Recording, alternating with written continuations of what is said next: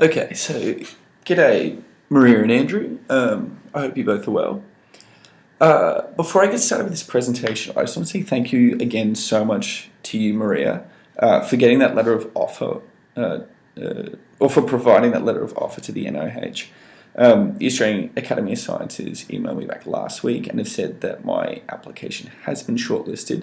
So still fingers crossed at the moment, but again, thank you so much for doing that. I really do appreciate it. So what I've done today is just prepare a bit of a short presentation that will summarise some of the work that I've done over the last year as part of my honours degree. So my project involved developing a biphasic scaffold consisting of a PLGA knitted mesh encapsulated within a thermally induced phase separation, or TIPS, PLGA porous structure to yield a thin biphasic scaffold suitable for dermal tissue engineering. And this was done with a focus on diabetic foot ulcer repair. So as I said, I did this as part of my honours program, which is a short year-long research project. But we managed to get a great outcome out of it and have recently published the results of this in Biofabrication, which was incredible. Okay, so my task, as I said, was to produce these thin biphasic scaffolds for dermal repair. So for dermal tissue engineered scaffolds to be effective, they need to satisfy a few key requirements.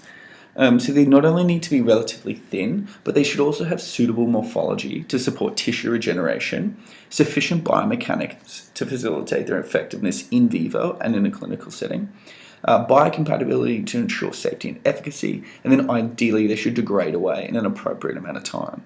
Now, the ability to combine these key necessary factors into a single construct has remained a significant challenge.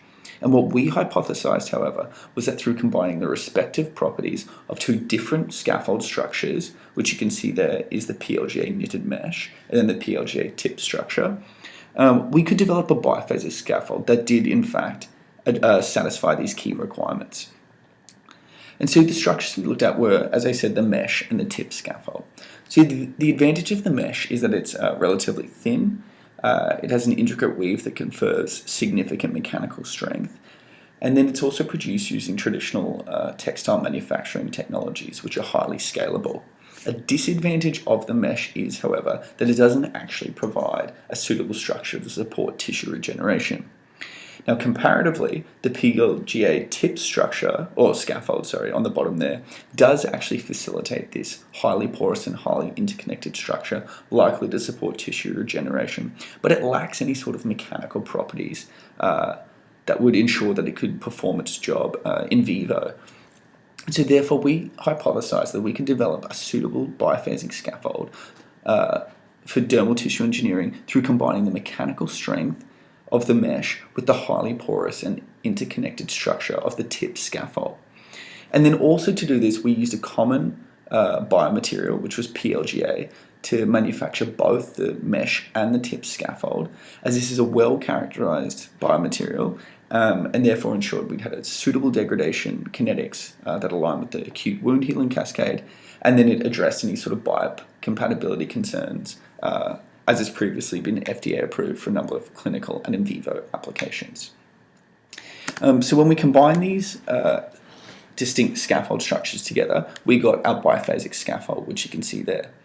And then during the manufacturing of one of these scaffolds, a bubble spontaneously formed, and this actually allowed us to view what was going on inside. And so you can see there's the knitted mesh running through, or is fully encapsulated within that PLGA tip structure, which you can see in blue. Now, I will just say the mesh isn't in fact pink, nor is the tip structure blue, but in addition to the laboratory skills that I've developed over the last year, I've also developed some significant Photoshop skills, so it's been a win-win. Now, the key question of this project was, however, can we encapsulate the mesh within the tip scaffold without compromising the mechanical properties of the mesh? And this is what we look to characterize. So to make these scaffolds, we first form a 5% PLGA and ethylene carbonate solution, and this is what will ultimately form the tip scaffold around the mesh. Now the solution is placed under vacuum whilst on a 55-degree heating block, and then a portion of it is applied to 4 by 1 centimeter strips of the mesh, which is resting on glass templates on a 40-degree heating block. Now the tip scaffold manufacture occurs by the demixing of our polymer solution in response to temperature, and therefore we needed to actually cool this solution down below its freezing point. So scaffolds were then carefully assembled, and we transferred them to a refrigerated centrifuge set at 4 degrees. They were cooled for 4 minutes, and then we induced phase separation through just agitating the glass. The scaffolds, the solvent was removed from the scaffolds through solvent leaching, and then they were dried and then stored at -20 until characterization. Now, a key part of the actual protocol is that quenching to nucleation step and the formation of that porous tip scaffold around the mesh. And it's probably more clearly articulated through the video that I have here. So during tip scaffold manufacture, the greater the degree that we can cool the solution below the freezing point before freezing occurs, the smaller the pore sizes will be and the more interconnected and porous the structure will be. And this is what we're after. However, as we cool this solution further below that freezing point, it also becomes increasingly unstable and will look to spontaneously undergo freezing and then phase separation. And so a key outcome of this project was the fact that we were actually able to optimize the methodology such that we had control over when this TIPS process took place. And so what we did was we opted to induce phase separation at 4 minutes, and we're able to achieve this through simply agitating the glass mold. So what you see here is there's strips of the mesh sitting or resting in the polymer solution. And then as I tap the glass there, the solution's spontaneously freezing, and as it does this, the polymer and the solvent phase separate, and it forms this porous structure around the mesh. And then once we remove the solvent, this is what actually yields the pores that will be utilized by the cells. And then we look to characterize these scaffolds. So we first looked to characterize the morphology, and we wanted to determine whether it was suitable for wound repair. So in the first indication of the scaffold, we wanted to know, would it support keratinocyte migration and proliferation, as reepithelialization of the wound and the restoration of barrier function are essentially the first objectives in wound repair. And so what we found was that when you look at the mesh on the left, the pore sizes alone are quite large and were between 300 to 500 microns, which was simply too large for keratinocytes to be able to migrate across, and therefore it was unlikely to result in an epithelial layer. Consequently, when we augmented the mesh with the tip scaffold, we obtained a highly homogeneous tip scaffold with a narrow pore size range between 10 and 27 microns, with a mean diameter of about 17 microns. Now, this is ideal for us, as the literature suggests that keratinocytes migrate and proliferate optimally over pore sizes of around 30 microns, and so this satisfied that. And we also looked at the porosity of these scaffolds, and we found that when we augmented the mesh with the tip scaffold, we obtained a biphasic structure with a porosity of approximately 94%. And this was also ideal, as highly porous and interconnected structures not only facilitate nutrient diffusion, waste removal, and the perfusion of oxygen, but they also allow for cell infiltration and the deposition of new extracellular matrix, and which is what we're after during wound repair. And so our next question was then, do keratinocytes migrate and proliferate across our biphasic structure? And so we investigated this through seeding the scaffolds with HCAT keratinocytes at varying cell densities and allowing them to expand for either 1 or 5 days. And what we saw was that we were able to form highly confluent epithelial-like layers in all cell seeding conditions on the biphasic structure, and that through estimating cell number using the Alamar Blue assay, we achieved a statistically similar number of cells in all conditions, indicating that the scaffolds had likely reached their cell carrying capacity, and that the biphasic scaffold and the tip structure did support the formation of that epithelial-like layer. When we compared this to the mesh on its own, cell attachment to the mesh was clearly visible, though this was likely due to the fact that we did in fact fibronectin coat the scaffolds and the mesh. But the formation of that epithelial-like layer was not achieved, and this was expected due to the significantly large pore sizes. Comparatively, as you can see in Figure B, a highly confluent epithelial-like layer did form when the biphasic scaffold with the tip structure was present, and this indicated the necessity of the tip structure. We then looked to characterize the mechanical properties, and this involved first establishing what the baseline mechanical data was for the unmodified mesh, and then comparing that to our biphasic scaffold as well as manufacturing method. And what we found was there was no statistically significant difference between either the biphasic construct, our solvent control condition, or the unmodified mesh, and therefore concluded that our manufacturing method did not in fact significantly modify the mesh.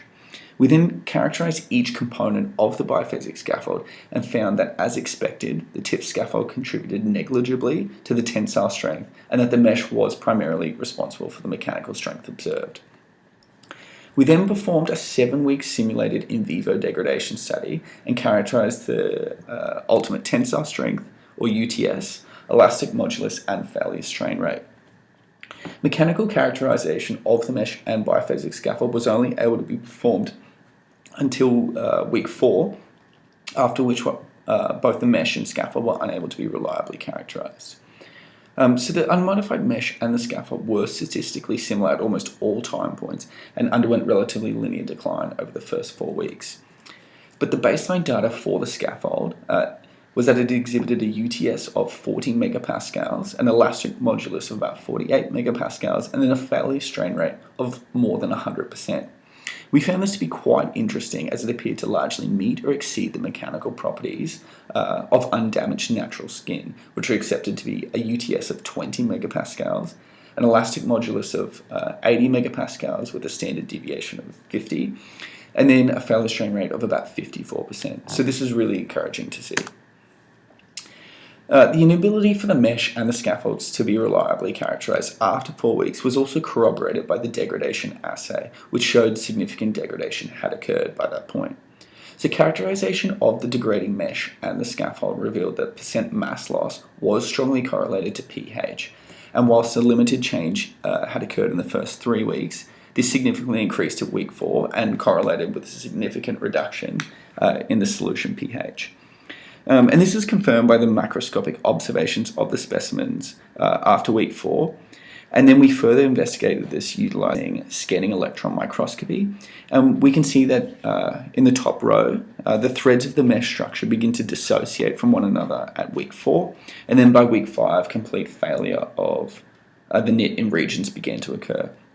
And this is similar to what we saw in the biphasic structure, where after 4 weeks under degradation conditions, you can see that there are large holes beginning to appear in the tip scaffold on the bottom row of images.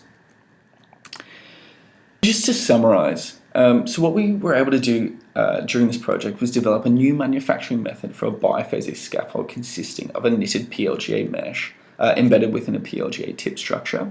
We were able to characterize the morphological and cytocompatibility properties of the mesh and scaffold in vitro, as well as the mechanical and degradation properties following a 7-week simulated in vivo degradation study.